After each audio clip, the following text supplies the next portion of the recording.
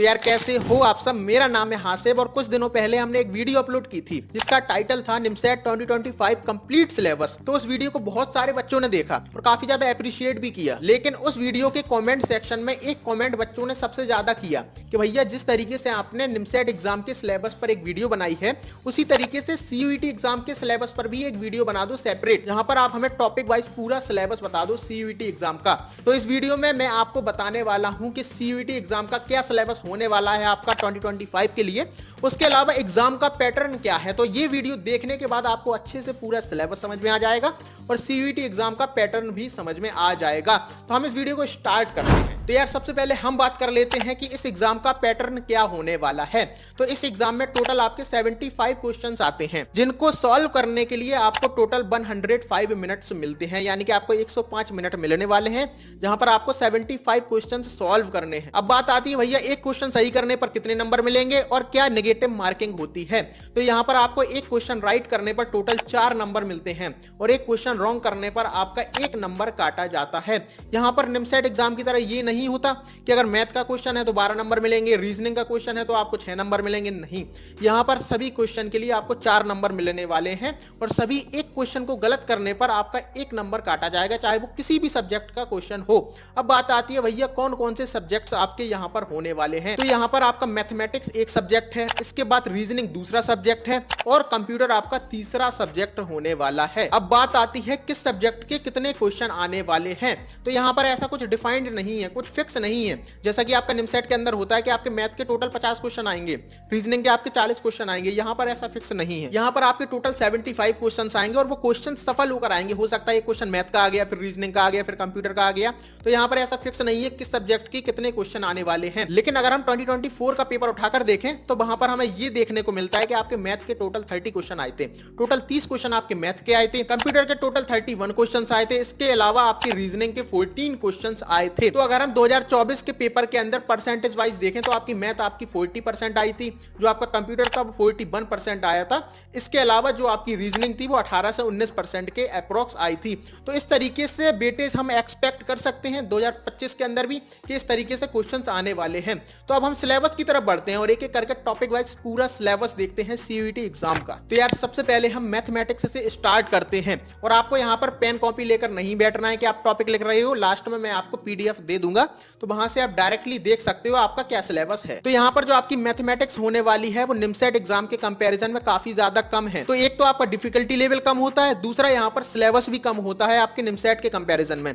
तो यहां पर टोटल आपका क्या क्या आने वाला है मैथमेटिक्स के अंदर। तो यहां पर आपका अलजेब्रा आने वाला है, कैलकुलस आने वाला है, कोऑर्डिनेट ज्योमेट्री आने वाली है। टोटल आपके जो 3 पार्ट में आपकी यहां पर मैथ डिवाइड होने वाली है। अब एक दिमाग में आपके एक क्वेश्चन आएगा भैया ट्रिग्नोमेट्री नहीं आएगी क्या। नहीं, ट्रिग्नोमेट्री आपके सिलेबस में भी गिवन नहीं है और जो लास्ट ईयर आपका पेपर हुआ था वहां पर भी एक भी क्वेश्चन आपके ट्रिग्नोमेट्री के नहीं आए थे। अब मैं आपको टॉपिक वाइज पूरा सिलेबस बताता हूं कोऑर्डिनेट ज्योमेट्री, कैलकुलस और अलजेब्रा का। तो अलजेब्रा के अंदर आपके जो टॉपिक्स आते हैं वो एक एक करके मैं आपको बताता हूं। अलजेब्रा में आपका logarithmic, quadratic equations and inequalities, progression, determinant, matrix, set theory, permutation and combination और प्रोबेबिलिटी, टोटल आपके ये टॉपिक्स हैं जो आपके अलजेब्रा के अंदर आने वाले हैं। उसके अलावा स्टैटिस्टिक्स भी एक टॉपिक है जो अलजेब्रा का पार्ट नहीं है, लेकिन इसे मैंने अलग से नहीं लिखा, इसी में इंक्लूड कर दिया। तो ये आपका अलजेब्रा का पार्ट होने वाला है जहां पर आपके ये टॉपिक्स आने वाले हैं। अब एक सवाल फिर से आपके दिमाग में आएगा भैया आपने यहां पर बाइनोमियल थ्योरम को इंक्लूड क्यों नहीं किया, आपने कॉम्प्लेक्स नंबर को इंक्लूड क्यों नहीं किया।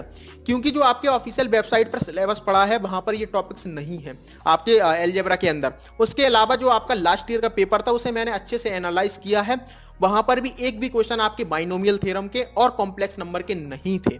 लेकिन आप थोड़ा बहुत पढ़ लेना, बेसिक पढ़ लेना बाइनोमियल थ्योरम का और कॉम्प्लेक्स नंबर का भी, क्योंकि किसी किसी टॉपिक्स के अंदर उसके कॉन्सेप्ट यूज हो जाते हैं। तो ऑफिशियली आपके सिलेबस में वो दोनों ही नहीं है, लेकिन आपको थोड़ा बेसिक पढ़ लेना है। लेकिन अगर आप उसके अलावा निमसेट एग्जाम की प्रिपरेशन कर रहे हैं तो आपको पढ़ना ही पड़ेगा वो, क्योंकि आपको उस सिलेबस में, हम उस पर नहीं जाते। लेकिन अगर हम सीयूईटी एग्जाम के सिलेबस की बात करें तो यहां पर ये दोनों ही टॉपिक्स आपके सिलेबस का पार्ट नहीं है। तो अब आपको अलजेब्रा के टॉपिक सारे समझ में आ गए होंगे। इसके बाद हम बढ़ते हैं कैलकुलस की तरफ। तो कैलकुलस के अंदर आपके जो टॉपिक आते हैं उसमें पहला टॉपिक है फंक्शन, उसके बाद limit, continuity, differentiability, differentiation, application of derivative, indefinite integrals, definite integral, area under curve, differential equation. तो टोटल आपके ये 10 टॉपिक्स हैं और कैलकुलस के अंदर ट्रिग्नोमेट्री का भी काफी ज्यादा यूज होता है, तो आपको बेसिक ट्रिग्नोमेट्री का भी आना चाहिए। इसलिए आपके सिलेबस में ट्रिग्नोमेट्री नहीं है, लेकिन आप बेसिक थोड़ा पढ़ लेना, क्योंकि काफी जगह लिमिट के अंदर या काफी ऐसे टॉपिक्स हैं कैलकुलस के जहां पर आपकी ट्रिग्नोमेट्री का यूज होता है। इसके बाद हम बढ़ते हैं कोऑर्डिनेट ज्योमेट्री की तरफ। तो कोऑर्डिनेट ज्योमेट्री के अंदर टोटल आपके 7 टॉपिक्स हैं। वो टॉपिक्स कौन से हैं? Rectangular Cartesian system, straight line, pair of straight line, circle, parabola, ellipse, hyperbola. तो टोटल आपके ये टॉपिक्स होने वाले हैं। तो इतनी ही आपकी टोटल मैथ है। अब इसके बाद एक क्वेश्चन आपके दिमाग में फिर से आएगा, क्या भैया वेक्टर नहीं आता है सीयूईटी एग्जाम के अंदर? क्योंकि निमसेट के अंदर तो वेक्टर के बहुत सारे क्वेश्चंस आते हैं, तो आपके सीयूईटी एग्जाम के अंदर वेक्टर नहीं आने वाला, तो आपको वेक्टर नहीं पढ़ना है। इसके एक भी क्वेश्चन लास्ट ईयर नहीं आए हैं और ना ही ऑफिशियल वेबसाइट पर जो सिलेबस है वहां पर वेक्टर जैसा कोई भी टॉपिक मैथ के अंदर उन्होंने नहीं दिया है, तो आपको वेक्टर नहीं पढ़ना है।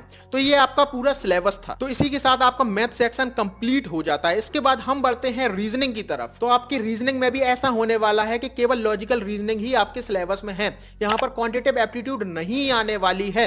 तो जो आपका निमसेट में होता था कि रीजनिंग का सिलेबस काफी ज्यादा बड़ा था, यहाँ पर आपका रीजनिंग का सिलेबस काफी ज्यादा कम है। क्वांटिटेटिव एप्टीट्यूड आपके सिलेबस का पार्ट नहीं है, केवल रीजनिंग ही आपके सिलेबस का पार्ट है। उसके अलावा 7-8 टॉपिक्स हैं, वो एक एक करके मैं आपको बता देता हूं। उसके अलावा जो डिफिकल्टी लेवल होता है वो भी यहां पर कम होता है निमसेट के कंपैरिजन में रीजनिंग का।